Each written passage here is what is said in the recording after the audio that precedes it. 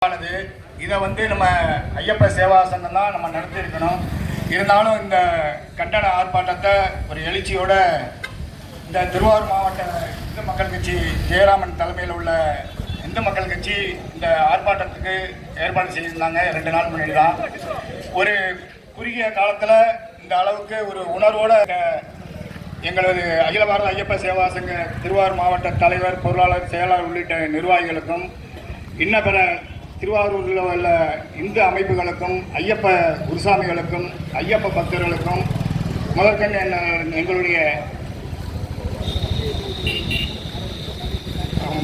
BJP முன்னாள் மாவட்ட பொதுச் செயலாளர் செந்தில் அரசன் அவர்களுக்கும் நன்றியை தெரிவிச்சுக்கிறோம். இந்த ஆர்ப்பாட்டத்தின் நோக்கம் பார்த்தீங்கன்னா, இது எனக்கு முன்னாடி சொன்ன மாதிரி தான். இது என்னன்னா, ஒவ்வொரு நேரத்துக்கு ஒரு ட்ரெண்ட் ஆகுது. இந்த நேரத்தில் நான் ஒன்று நினைவுபடுத்த வேண்டியது என்னன்னா, 2018 இதுக்கு முன்னாடி பெண்கள் எல்லாம் சபரிமலைக்கு வரலான்னு சுப்ரீம் கோர்ட் அந்த கோர்ட்டோட ஆர்டரை வச்சுக்கிட்டு இந்த பினராயி விஜயன் அதை நடைமுறைப்படுத்துவதற்காக இது பண்ணாரு. ஆனால் அதுக்கு முன்னாடி இந்த சட்டத்தை அதற்கு முன்னால் இருந்த முதல்வர் அவர் கிறிஸ்டின் உம்மன் சாண்டி அவர்கிட்ட நடைமுறைக்கு வரும்போது அவர் சொல்லிட்டாரு, இது ஒரு மத சம்பந்தப்பட்ட விவகாரம், இதில் எங்களுடைய அரசு தலையிடாதுன்னு. ஏன்னா இந்த விவகாரத்தில் நம்ம எல்லா சமுதாயத்தை சேர்ந்தவங்களை நம்ம குறை சொல்ல கிடையாது.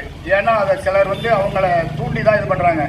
அதற்கு பிறகு அந்த பினராயி விஜயனுடைய அரசு அந்த பெண்களை சபரிமலை வர்றதுக்கு அனுமதிச்சு, அதுக்கு பிறகு மிகப்பெரிய போராட்டங்கள் எல்லாம் ஐயப்ப பக்தர்கள் மட்டும் கிடையாது, இந்துக்கள் அளவில் பெரிய லெவலில் நடந்தது. அதுக்கு பிறகு அது நிறுத்தி வைக்கப்பட்டது. அதே நேரத்தில் அந்த முல்லை பெரியாறுங்கிறது உங்களுக்கு எல்லாருக்கும் தெரியும். அந்த அணை வலுவாக இருக்குது, அதை உயர்த்தணும்னு சொல்லி இது பண்ணும்போது கோர்ட்டு சொல்லிச்சு.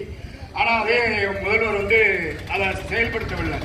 அப்போ அவர்களுக்கு ஏன்னா இந்துக்கள்ங்கிறது சைத்துத்தன்மை உள்ளவங்கன்னு நினச்சிக்கிட்டு இருக்கிறாங்க. இது ரொம்ப காலத்துக்கு நடக்காது.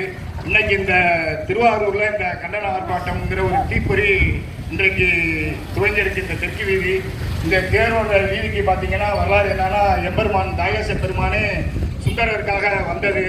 அதே திருவாரூர்லலாம் பார்த்தீங்கன்னா பசு கன்றுக்காக மணிநீதி சோழன் நீதி கொடுத்தது. அதனால் இன்றைக்கு அந்த கூடியிருக்கிற அந்த கூட்டத்தை சரியா இருந்தான். ஏன்னா உங்களுக்கு எல்லாருக்கும் தெரியும், இந்த அகில பாரத ஐயப்ப சேவா சங்கங்கிற ஒரு அமைப்பு 78 ஆண்டு கால அமைப்பு. கிட்டத்தட்ட இந்தியாவில் ஒரு 7-8 மாநிலங்களில் இது பண்ணிக்கிட்டு இருக்கோம். சபரிமலையில் முக்கியமான அனைத்து சேவைகளும் செய்துக்கிட்டு இருக்க இது. அதனால் இது ஐயப்ப சேவா சங்கம் மட்டுமில்லை, இன்னைக்கு இந்து மக்கள் கட்சி இதை கையெழுத்திருக்கிறாங்க. அதே மாதிரி RSS, இந்து முன்னணி, பாரதிய ஜனதா கட்சி, இந்து உணர்வு உள்ளவர்கள் எல்லாருமே இன்னைக்கு இதற்கு பிறகு ஒரு மிகப்பெரிய எழுச்சி வரும். அதனால் இதை இது பண்ணாதீங்க. இந்த நேரத்தில் நான் மிகப்பெரிய அளவில் ஐயப்ப பக்தர்கள் சார்பாகவும் எங்களது அகில பாரத ஐயப்ப சேவா சங்கம் சார்பாகவும் நாங்கள் முன்னெடுக்க வேண்டிய இந்த கண்டன ஆர்ப்பாட்டத்தை முன்னெடுத்த அருமை சகோதரர் ஜெயராமன் அவர்களுக்கும் இந்து மக்கள் கட்சிக்கும் எங்களது நெஞ்சார்ந்த நன்றியை தெரிவித்து, ஆரூரின் அரசன் கமலவசந்த தாகேச பெருமான் திருவருளாலும் எம்பெருமான் திருச்செந்தூர் செந்திலாண்டவன் திருவருளாலும் கலியுகத்தின் கண்கண்ட தெய்வம் ஐயப்பன் திருவருளாலும் இந்துக்கள் மனதை புண்படுத்தும் இந்த செயல்களில் ஈடுபட்டவர்களை தமிழக அரசு உடனடியாக கைது செய்து இந்துக்களுக்கு மனதை புண்படுத்துகின்ற காரியங்களை செய்பவர்களை ஊக்குவிக்க வேண்டாம் என்று கூறி, இந்த வாய்ப்பில் கலந்து கொண்ட அனைவருக்கும் எங்களது நெஞ்சார்ந்த நன்றியை தெரிவித்துக் கொள்கிறோம். சாமியை சரணமையப்பன். நன்றியை தெரிவித்துக் கொள்கிறோம்.